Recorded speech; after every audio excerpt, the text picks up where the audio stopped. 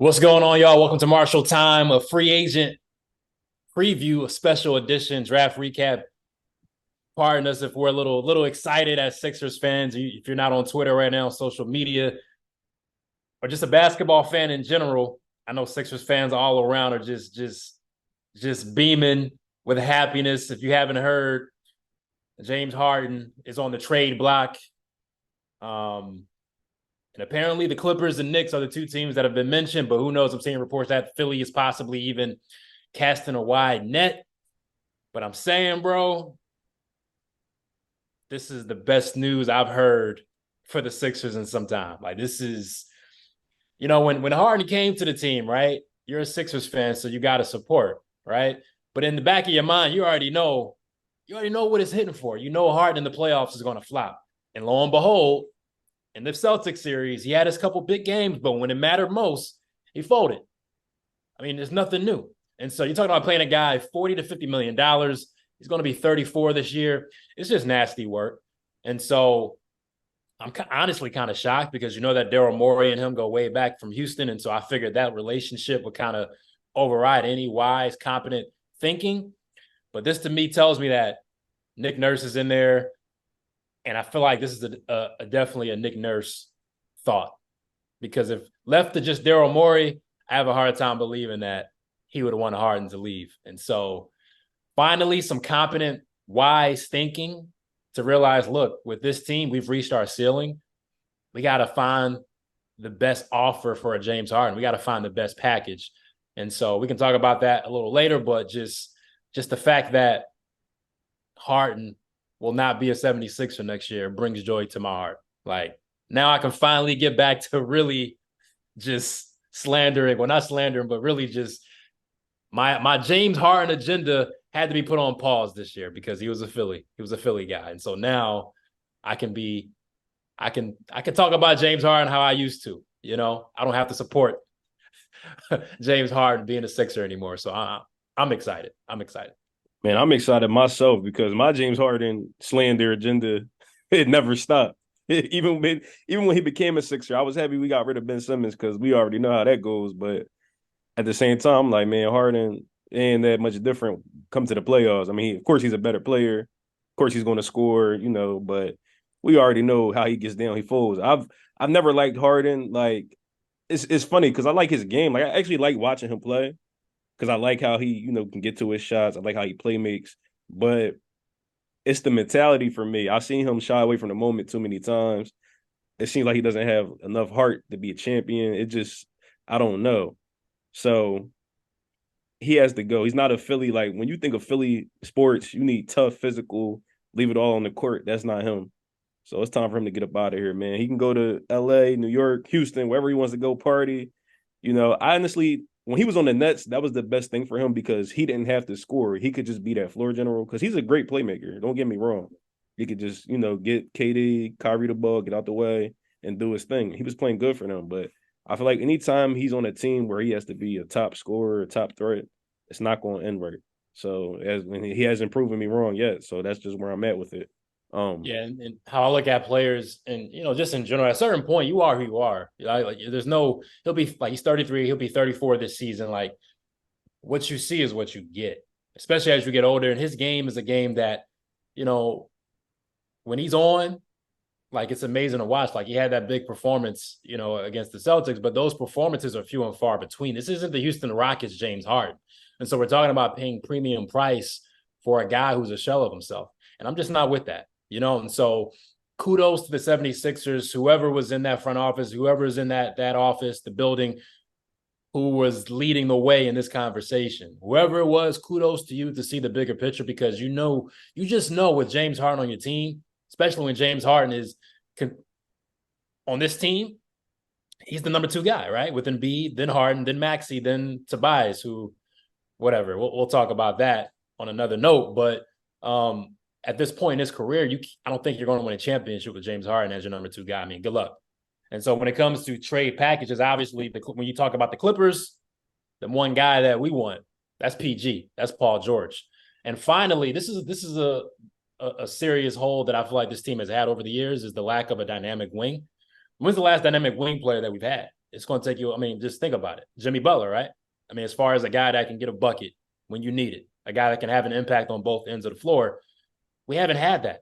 Tobias Harris was supposed to be that guy, but if you're a casual, you don't agree with that, right? And so I feel like this opens up a lot of things offensively, defensively. It allows Tyrese Maxey to open up and showcase his game even more. James Harden not being the guy to take away opportunities for him. If you get rid of a Harden, I still think we need to add maybe a veteran point guard piece to shore up that spot. But I feel like the team gets better if you get a Paul George. I know there's packages talking about maybe Norman Powell, Mark, the Mars twin. I love Terrence Mann's game. If we can get something like that, I would love it. But Paul George is the guy that I think you have to go all out for. You have to. Like, I don't want to see a Clippers package coming back and there's no Paul George. I don't want to see that. Yeah, I really want Kawhi, but that's probably not happening. So PG, I'm with PG all the way. This team for a long time has needed a 3-and-D guy. The closest thing we had to it was Jimmy Butler, but he's not a great 3-point shooter. There's nothing against Jimmy Butler, but he's not a great 3-point shooter. And the fit wasn't there. Like, he didn't like Ben Simmons, he didn't like Brett Brown, so he got up out of town. If he stayed longer, it would have been good for us, but it is what it is. So now we need a PG. We need somebody like PG that he can handle, he can score, can play D, he can pass, he can do everything on the court. PG is like one of the most complete players in the league. He just has to stay healthy and stay locked in mentally, which I think he can do, if he really puts the effort and work in. I know injuries are out of his control, but we got to make something shake, man. And B's window is only getting but shorter. There's only so much we can do. So getting PG, that's definitely what we need. I also want to commend Harden, too, for opting in, because he didn't have to opt in. He could have easily, got up out of there and looked for a bigger contract and left us just high and dry, you know what I mean? But he opted in, so I do want to give him credit for that. It's a good move by him. Looking at if Philly has PG, looking at the Eastern Conference, the free agency starts Friday, so there's still a lot to be determined. But there's talks about Brook Lopez not coming back to Milwaukee. Chris Middleton's a free agent. I would say losing to Brook Lopez would hurt them more so than people may even realize. Just what he does defensively and offensively. I mean, he's just his transformation as a player. I mean, Brook Lopez is a really, really good player. And if they were to lose him, who knows what impact that has for that team. We see what the Celtics are doing with, Porzingis added to that bunch now, but you lose a Marcus Smart. We add a PG to Embiid, to Tyrese Maxey. We'll see what happens with Tobias Harris. We know this team isn't done making moves, but you get a PG with Miami. I mean, there's talks of Gabe Vincent and Max Strus possibly leaving. Those were two huge guys during their run to the finals. So the Eastern Conference very much, I think, is still up for grabs right now. Obviously free agency is a lot to be determined, but I mean, if you get a PG and replace for James Harden, make a couple moves to shore up the bench and maybe add a point guard in there. I mean, obviously I would say Boston is the favorite right now, but I would be more confident about the 76ers if that were to be the move compared to where we were last year coming into the playoffs. I would be more confident when it comes to the rest of the competition in the Eastern Conference. Definitely, man. If we can move Harden and Tobias to get a deeper team, that's another thing. We just need more depth, man. Like, our bench has always been inconsistent. People gave Doc flack for not playing, certain guys or whatever, but a lot of these guys they're not consistent. We need consistent players off the bench. Just how the Nuggets had, they got Bruce Brown coming off. They got Christian Brown coming off. Even the Heat, they got guys that came off the bench and were consistent for them, that know their role and they're going to give it, 110% every night. That's what this team needs, too, in order to make a deep run. So we'll see how it all plays out, but I'm excited, man. Yeah, I think they just need to get more dynamic, too. Like, for too long, we haven't had enough guys. Maxey's one of those few guys that we've had, especially younger guys. We don't have enough guys that can just, give them the rock and attack and put pressure on the defense. We've had guys that can specialize in one, or, we have George Niang. We know what he's about, right? But we haven't had enough guys that can do multiple things and create offensively, right? We just haven't had enough of that. And so the more guys, like, look at Denver, obviously Jamal Murray, the Joker, even a Christian Braun and Bruce Brown off the bench. They've shown the ability to put the ball on the floor and give pressure to the defense. We just haven't had enough of that. And so I'm excited about what the possibilities of this roster could be with a Nick Nurse. We know what Nick Nurse's team in Toronto were about. All those guys were 6'6" and above, and it seemed like all those guys can rebound, defend, handle the ball. So I'm excited to see a more dynamic, versatile on both ends of the floor roster for the Sixers, because I think that's been their main issue. So you get a PG, who knows what other moves they'll make. I think they get closer to that roster that I would like to see in what we saw for Nick Nurse in Toronto. Free agency period starts Friday. So, I mean, there's a lot of names and a lot of speculation. Who's going where? Obviously, we really don't know. I'm just, just to start this off, what are some key names or storylines that you're looking at, some possible moves that you're looking at that could really set a team up or even change the dynamic of the Eastern Conference or Western Conference? What are you looking at right now? Two names that I've really been thinking about a lot: Chris Middleton and Fred VanVleet. Two guys that we've seen be productive, in the biggest of games, whether it's the finals or the playoffs. Two guys that we know can score, can shoot. And I feel like if they go to the right team, that could take the team over the hump. You know what I mean? So I don't know. We'll see we'll see what happens with that. I'm hearing reports about Fred going to the Rockets. I mean, He getting paid. that's not gonna make them a contender, but he's gonna get that bag, and he's a veteran presence for those young guys, and they need it bad in Houston because we see how they play. Oh And I yeah. feel like getting Udoka and getting a veteran like Fred, I feel like that would be good for their development. Chris Middleton is interesting, man, because if he leaves the Bucks, it's like, dang, like I thought he was a Buck for life, or at least as long as Giannis would be there. But if he leaves, I don't know. I don't even know where he would go. I mean, any team could use a Chris Middleton. Yeah. We'll see how it goes. But those are two names I'm really thinking about. Yeah, I think all signs are pointing to. I've heard Fred VanVleet and Brook Lopez being connected to Houston. I feel like Fred VanVleet going to Houston is pretty much, they have the most salary cap space, so they have the biggest bag, as you mentioned, for Fred VanVleet. His story out of Wichita State. To get that payday, that'd be hard to pass up. And so I think for Houston, you look at it like you mentioned, obviously the talent's there with those young guys, but the story about young teams, what would you always say? They need that veteran presence in the locker room and just to develop winning habits. Ime Udoka for the Celtics, boom, we going to the finals. So this is a coach that is not trying to play around. Like he's used to winning. From his days playing with the Spurs and being under that franchise. So this falls in line with that mentality, right? And so I think getting a Fred VanVleet, maybe a Brook Lopez, it falls in line with Houston understanding that, look, we have this young talent, but what's young talent if it's not being guided right? If it's not learning the right habits, you got to learn winning habits. You know what I'm saying? Like you got to be in that right environment. We've seen a lot of great young teams over the years. They're flashy and they show promise, but at the end of the day, what you have nothing to show for it, right? And so I think that'd be a great pickup for Houston. Obviously, a great decision for Fred VanVleet. Always get the bag. So we'll see about that. For me, I'm interested to see where Bruce Brown goes. I think he raised the stock obviously with this play in the finals, and he's not a big name that is going to cause casual fans, as Tobias Harris would say, he's not going to cause casual fans to like do a double take like, wow, this is a major move. But I think number one, by taking Bruce Brown away from Denver, that's one less piece Denver has, right? So that's the competition, especially if you're a Western Conference team. But also, he's the type of player who adds things that you need on a championship caliber team, right? Those little things that can't be accounted for. He can get his offense without even having a play run for him, right? Just that energy that he brings. And so if the Lakers get a Bruce Brown, that's interesting, right? Like adding to LeBron and AD and Austin Reeves, if you get a Bruce Brown to that component, that's another piece that they could really use, a guy that doesn't need the ball in his hands to impact the game. I think I saw the Dallas Mavericks being interested. I mean, Bruce Brown can help. He can help any team, right? It's just who he is as a player. He's a professional. And so I look at Bruce Brown being a guy that, look, if you're a team with legit championship aspirations, Bruce Brown is a guy that, hey, during that finals run, you may get a huge 15, 20-point game from him that you just weren't even expecting or accounting for. And so Bruce Brown is a guy that I really like, and I want to see where he lands. And it'll be interesting, especially if he goes to a Western Conference team. That's going to be very, very interesting. So Bruce Brown is a name that I'm looking to see where he goes. If he goes to the Lakers, I'm paying attention. Another name too, we can't forget Kyrie Irving. Yeah. We gotta see what Kyrie's gonna do, man. They're talking about he's meeting with the Suns. Mhm. If that's the case, I we don't know all how they can afford that.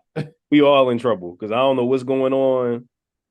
They're talking about where is this cap space coming from? That's what everybody needs to know. Where is this cap space coming from? Are they going to trade Ayton? Is he going to take a minimum contract? If it's one player that do something like that, it's Kyrie. Because you got to remember he's already paid. He wants to play with KD, and Kyrie's the type of guy like I feel like he just wants to ball in the environment he wants to ball in. So I feel like if it's taking a pay cut is what he's got to do, he's willing. I feel like he would do that.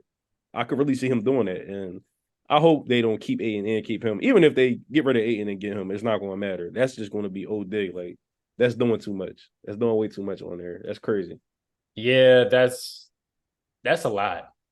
Like that's it. Like we thought we saw stuff with the Miami Heat back in the day with Wade, Bosh, and Bron and the Warriors. Like this is a whole another level. Like this is Kyrie Irving, Bradley Beal, Devin Booker, Kevin Durant. That doesn't even make sense. Like that don't even like That's like a creative team on 2K. That's like an all-star lineup. And then I'm that like, doesn't even make sense. You legit got four guys that can give you 30 on any given night.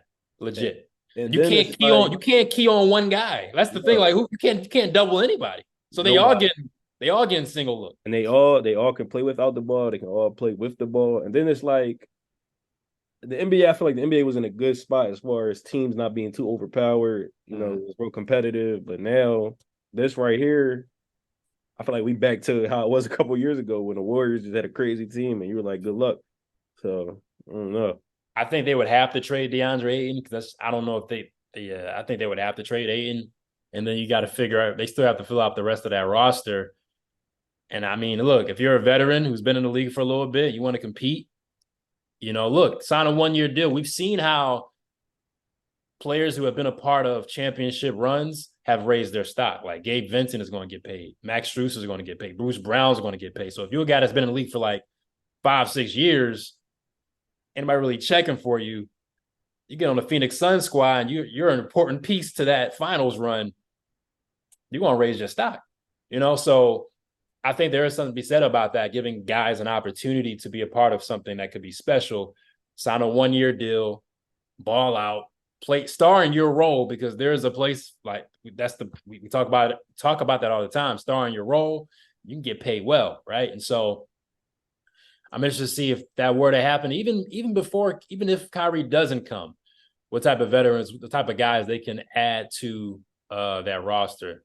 That'll be interesting. So Kyrie, Bruce Brown, Brook Lopez, Fred VanVleet, Chris Middleton.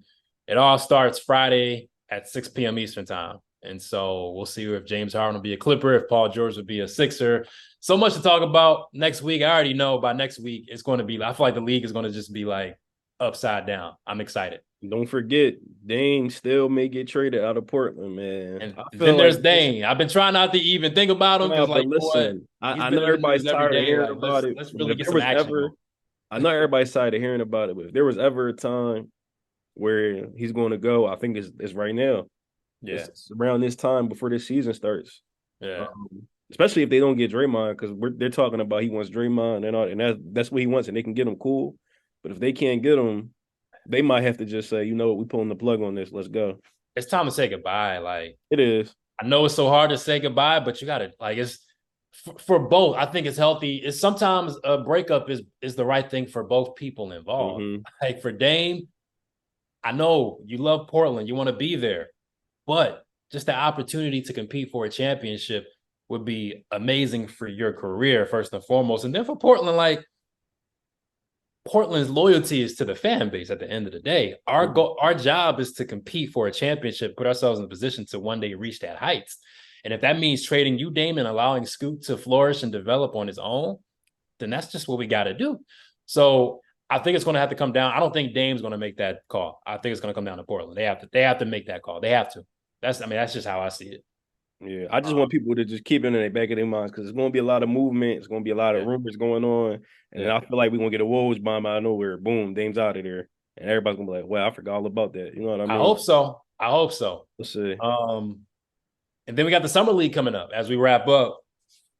I love the NBA because it's like never an off. Like there's no such thing as like it being like off. Like there's always something to talk about. The trades, the free agency, the drafts, and boom, next week we got Summer League. Vic, Scoot, Brandon Miller. Like they're going to be in Salt Lake City. You got the California Classic and the Vegas Summer League is the big one where you'll see all the guys, right? Quick draft recap though. I mean, I think Houston made out as wonderfully as you can even imagine. I mean, I think you can make an argument. They got two top five guys, two top five talents, and Amin Thompson and Cam Whitmore from Villanova, who, we're hearing reports about medicals and he didn't interview well, about him sliding, regardless of what the case may be. To get him at number 20, you got to take that chance. You know what I mean? And so that could be a pick where we see teams may regret to think that this was a guy who was considered a top 5 pick, and we got him at 20. And so now in Houston, Amin Thompson, Jalen Green, Jabari Smith, Cam Whitmore, Tari Eason. Am I missing anybody for Houston? Listen, and they're not done. I feel like they're still gonna be making moves.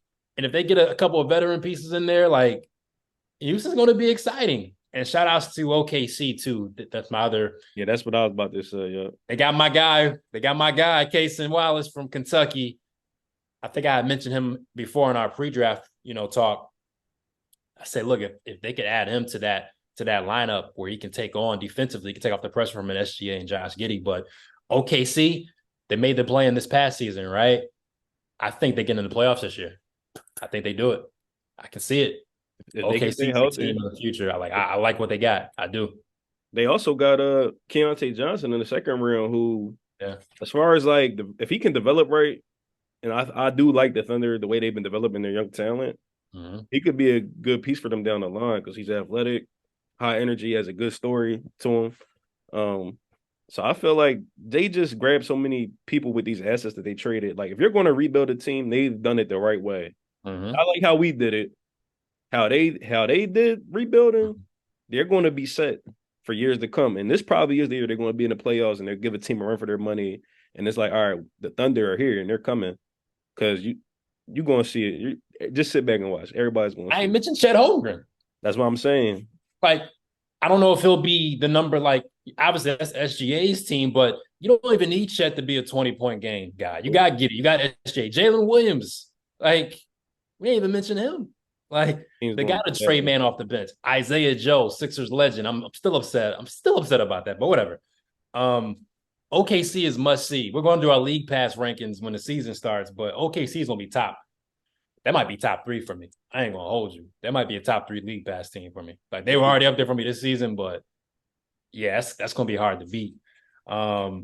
Second round gems also. I liked Colby Jones going to the Kings, Andre Jackson to the Bucks, Imani Bates to Cleveland. I'm real interested to see how he can find him a nice role in Cleveland, playing with Garland and Donovan Mitchell. So I'm interested to see that. My guy, Trayce Jackson-Davis, I mentioned him before. The second to last pick going to the Warriors couldn't have been a better spot for him. So Trayce Jackson-Davis, I'm looking forward to seeing him in Summer League, see how his game adjusts to the pro game. But those are like my second round gems or sleepers, I would say, late round picks. Yeah. Summer League start next week. I think one of the first matchups is Scoot versus Brandon Miller, I think.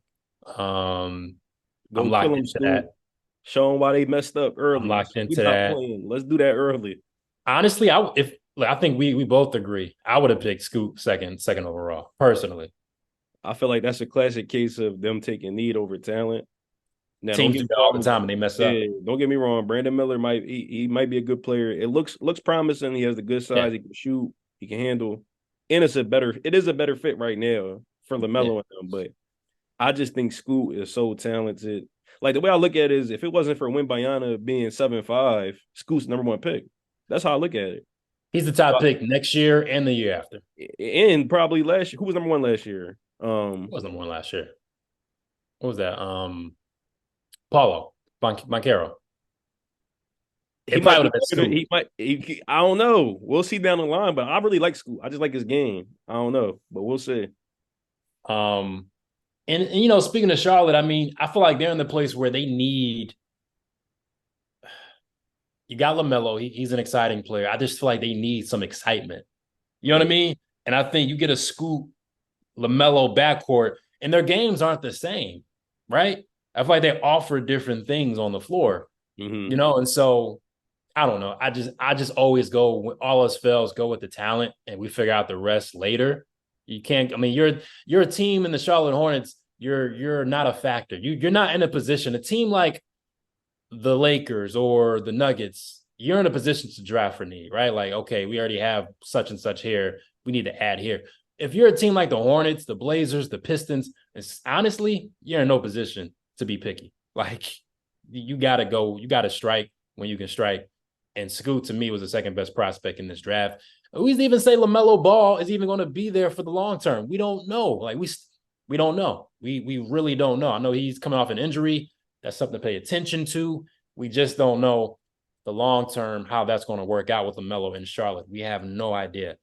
You get a guy like Scoot Henderson in there, that's sort of like a nice little extra piece to have just in case you find out LaMelo maybe isn't the long term answer for us. Maybe he doesn't want to be in Charlotte for the long term. We don't know these things, and so that's the danger of picking for need instead of actual talent.